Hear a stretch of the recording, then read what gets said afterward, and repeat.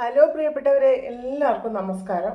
ഇന്ന് ഞാൻ വന്നിട്ടുള്ളത് ഒരു പാവയ്ക്ക മസാലയുടെ റെസിപ്പിയുമായാണ്. അതിനു വേണ്ടി ഞാൻ എടുത്തതാണ് ഒരു വലിയ പാവയ്ക്ക എടുത്തിട്ടുണ്ട്. അപ്പോൾ കയ്പൊക്കെ നന്നായി കഴുകി എടുത്തതിന് ശേഷം ഇതുപോലെ റൗണ്ടായിട്ട് ഒന്ന് മുറിച്ചെടുത്തിട്ടുണ്ട്. കുറച്ച് വണ്ണം കുറച്ചിട്ടാണ് മുറിച്ചെടുത്തത്. അപ്പോൾ ഇനി നമ്മൾക്ക് അതിലേക്ക് ചേർക്കേണ്ടതാണ് ഒരു 1/4 ടീസ്പൂൺ പകുതി മഞ്ഞൾപ്പൊടി ചേർത്ത് കൊടുക്കാം. അപ്പോൾ അതുപോലെ തന്നെ അതിന് കുറച്ച് ഉപ്പ് കൂടി ചേർത്ത് കൊടുക്കാം. അപ്പോൾ ഉപ്പ് കൂടി കുറച്ചധികം ഉപ്പ് ചേർത്ത് കൊടുക്കുന്നുണ്ട്. അപ്പോൾ കയ്പക്കയിൽ നന്നായിട്ടൊന്ന് പിടിക്കാൻ വേണ്ടിയിട്ടാണത്. അപ്പോൾ ഇതെല്ലാം നന്നായി ഒന്ന് മിക്സ് ചെയ്തെടുക്കാം.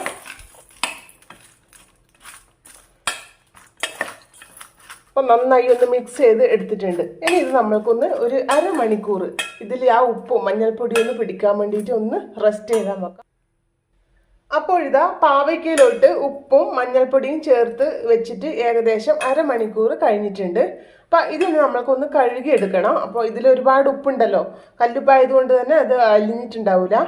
അപ്പോൾ ഇതൊന്ന് നമുക്കൊന്ന് നന്നായിട്ടൊന്ന് കഴുകിയെടുക്കാം. അപ്പോൾ കയ്പക്കയിൽ ഉപ്പും മഞ്ഞൾപ്പൊടി ഇട്ട് വെച്ചാലുള്ള ഗുണം എന്താണെന്ന് വിചാരിച്ചാൽ അതിൻ്റെ ഒരുപാട് കയ്പുള്ളതൊക്കെ കുറച്ചൊന്ന് മാറി കിട്ടും. അപ്പം അതിന് വേണ്ടിയാണ് അങ്ങനെ ചെയ്തു വെക്കുന്നത്. ഇനി നമ്മൾക്ക് ഇതുപോലുള്ളൊരു കടായി അടുപ്പിൽ വെച്ചിട്ട് ഒന്ന് ചൂടാക്കി എടുക്കാം. അപ്പോൾ ഈ ഒരു കടായി നന്നായി ഒന്ന് ചൂടായി വന്നിട്ടുണ്ട്. അതിലേക്ക് നമ്മൾക്ക് 1.5 ടേബിൾ സ്പൂൺ വെളിച്ചെണ്ണ ഒഴിച്ചു കൊടുക്കാം. അപ്പോൾ ആ വെളിച്ചെണ്ണ ഒന്ന് നന്നായി ചൂടായി വരട്ടെ. അപ്പോൾ വെളിച്ചെണ്ണ നന്നായി ചൂടായി വന്നിട്ടുണ്ട്. ഇനി നമ്മൾക്ക് ആ വട്ടത്തിൽ മുറിച്ച് വെച്ച പാവയ്ക്ക അല്ലെങ്കിൽ കയ്പക്ക ആ എണ്ണയിലോട്ട് ഒന്ന് ഇട്ട് കൊടുക്കാം. അപ്പോൾ പതുക്കെ വേണം ഇട്ട് കൊടുക്കാൻ.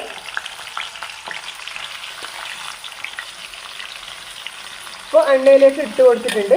ഇനി നമ്മൾക്ക് ഇത് ഫ്രൈ ആക്കി എടുക്കണ്ട, ഒന്ന് ഇതിൻ്റെ കളറ് മാറി കിട്ടിയാൽ മതിയാവും. ഇതൊന്ന് കുറച്ച് സമയം നമുക്കിതൊന്ന് ഇളക്കി കൊടുക്കാം. അപ്പോൾ കയ്പക്കയുടെ പച്ച കളറൊക്കെ മാറിയിട്ട് ഇത് നന്നായി ഒന്ന് വാടി കിട്ടിയിട്ടുണ്ട്. അപ്പോൾ ഇത് മീഡിയം ഫ്ലെയിമിൽ തന്നെ ഇട്ടിട്ട് ഒന്ന് ഇതുപോലെ ഒന്ന് ഇളക്കി എടുത്താൽ മതിയാവും. അപ്പോൾ ഇത് നമുക്കിനി കോരിയിട്ട് വേറൊരു പാത്രത്തിലേക്ക് മാറ്റി വെക്കാം. അപ്പോൾ പാവയ്ക്കയിലൊന്ന് അത് വെണ്ണയിൽ നിന്നൊന്ന് കോരി മാറ്റിയിട്ടുണ്ട്. ഇനി അതേ പാത്രത്തിൽ തന്നെയാണ് ഞാൻ ഇത് കറി ഉണ്ടാക്കിയെടുക്കുന്നത്. അപ്പോൾ അതിലേക്ക് ഞാൻ ഒരു 1/4 ടീസ്പൂൺ കടുക് ഇട്ട് കൊടുക്കുന്നുണ്ട്. അപ്പോൾ കടുകെല്ലാം ഒന്ന് പൊട്ടി തുടങ്ങിയിട്ടുണ്ട്. അപ്പോൾ ഇനി അതിലേക്ക് ചേർത്ത് കൊടുക്കേണ്ടതാണ് ഒരു 5-10 വെളുത്തുള്ളി അല്ലി. അപ്പോൾ വെളുത്തുള്ളി അല്ലി മുഴുവനായിട്ട് ഇടാൻ പറ്റും, ചതച്ചിട്ട് ഇടാൻ പറ്റും. അപ്പോൾ 2 രീതിയിൽ നമുക്ക് ഇട്ട് കൊടുക്കാവുന്നതാണ്. അപ്പോൾ പിന്നെ അതിലേക്ക് ചേർക്കേണ്ടതാണ് ഒരു ചെറിയ ഇഞ്ചി മുറിച്ചതും പിന്നെ ഒരു പച്ചമുളകും കീറിയതും അതിലേക്ക് ഇട്ട് കൊടുക്കാം. അപ്പോൾ പിന്നെ ചേർക്കേണ്ടതാണ് ഒരു 10-20 ചെറിയ ഉള്ളി, അതുകൂടി നമുക്ക് ഇതിലേക്കൊന്ന് ചേർത്ത് കൊടുക്കാം. അപ്പോൾ അതിൻ്റെ കൂടെ തന്നെ ഒരു വലിയ സവാള മുറിച്ചത് കൂടെ ഒന്ന് ചേർത്ത് കൊടുക്കാം.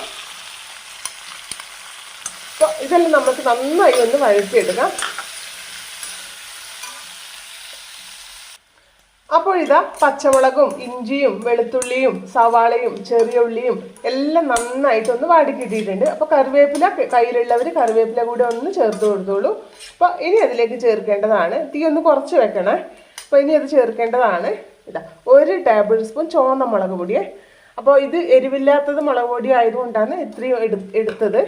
അപ്പോൾ എരിവുള്ള മുളക് പൊടി എടുക്കുന്നവർക്ക് 1 ടീസ്പൂൺ മുളക് പൊടി എടുക്കാവുന്നതാണ്.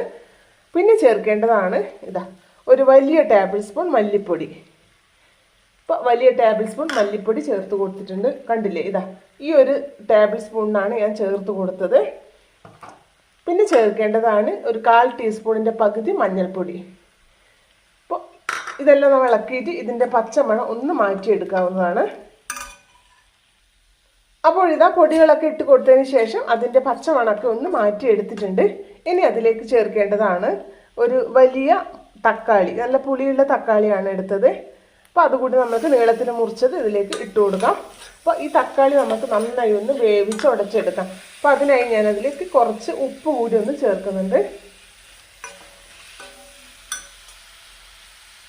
അപ്പോൾ തക്കാളിയെല്ലാം നന്നായി വേവിച്ച് ഉടച്ചെടുത്തിട്ടുണ്ട്. ഇനി അതിലേക്ക് ചേർക്കേണ്ടതാണ് പുളി. ഞാൻ ഒരു ചെറിയ നെല്ലിക്കയുടെ വലുപ്പത്തിലുള്ള പുളി എടുത്തിട്ടുണ്ട്. അപ്പോൾ ഇത് നമുക്ക് പിഴിഞ്ഞിട്ട് അതിൻ്റെ ജ്യൂസ് എടുത്ത് അതിലേക്ക് ചേർത്ത് കൊടുക്കാം.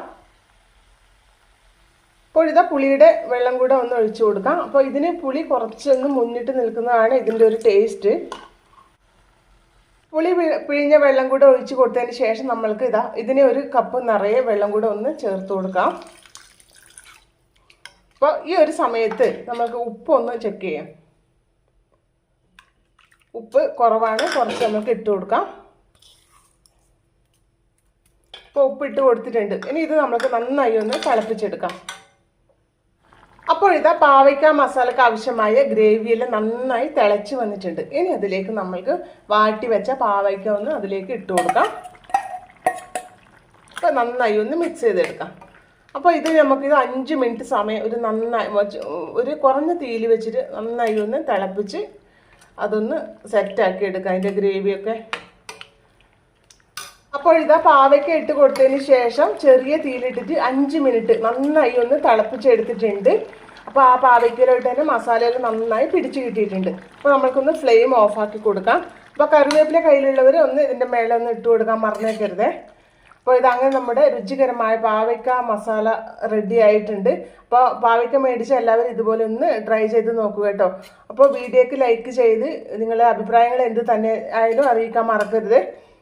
അപ്പോൾ അടുത്തൊരു വീഡിയോ ആയി വരുന്നത് വരെ എല്ലാവർക്കും ബൈ.